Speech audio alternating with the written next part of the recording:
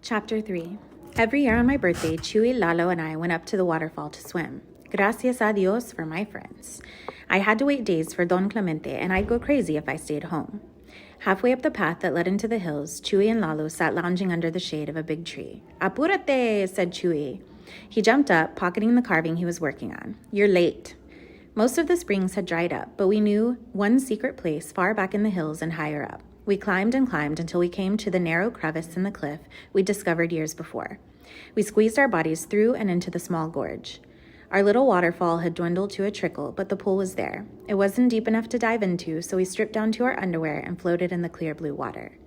Remember that time up here when we practiced farting? Chuy asked. He stood up and demonstrated once just to show he could still do it.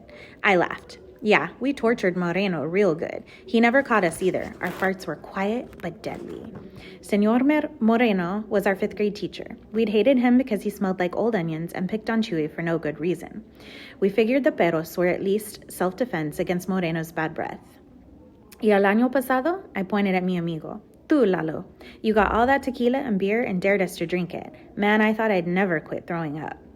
Lalo didn't say anything, just smiled. He knew I wasn't mad. Up here, we felt hidden from the world. Here, we tried everything first just to be able to say we'd done it.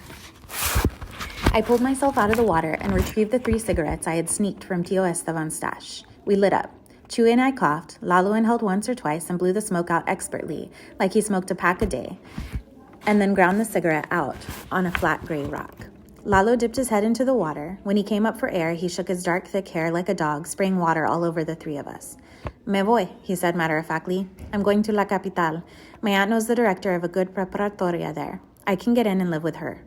I wasn't surprised Lalo was finally getting out. He wanted to be a doctor, and he couldn't do that in San Jacinto. He always said he would go. Lalo didn't belong in San Jacinto any more than I did. If he was really leaving, maybe that meant I'd really go too.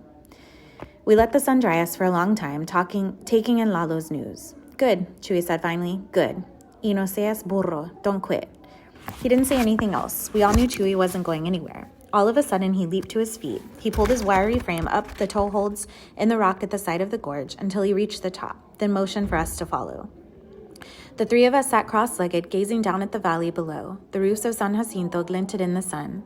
Smoke curled up from the ranchos. Chuy pointed to the east. 2 figures in an empty field, one atop a small tractor, the other walking behind. It was Chuy's father and his older brother, Everardo. They'd vowed not to give up on San Jacinto. Chuy's father had formed a group to try to attract tourists. His mother even had some crazy idea about selling her indigena weaving to the Norte Americanos who came. I didn't know why anyone would want to visit San Jacinto. Chuy knew he was part of his father's big scheme. He seemed resigned to the plan. Mira, Chuy pulled his carving out of his pocket. It was one of his fantastical mythical animal creations. This one had horns, claws, fangs, and wings, painted in a dozen brilliant colors. Despite its scary looks, the creature seemed good and kind.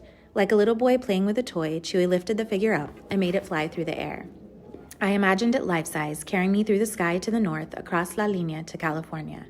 I'm going too, I said suddenly. I got a letter from Papa. I'm going soon. Twice before, Papa had announced it was time for me to follow him north. Both times I'd told Chuy and Lalo that I was going for sure. In the end, there wasn't enough money. Both times I'd had to admit Papa's failure to make good on his promises. Chuy and Lalo looked at each other, not at me. Chuy started laughing. Lalo punched my arm playfully. He shook his head in disbelief, scrambled to his feet, and pointed down towards San Jacinto. Ay, Miguel, Lalo teased. No te engañas. You'll grow old and die here, along with all the other viejitos.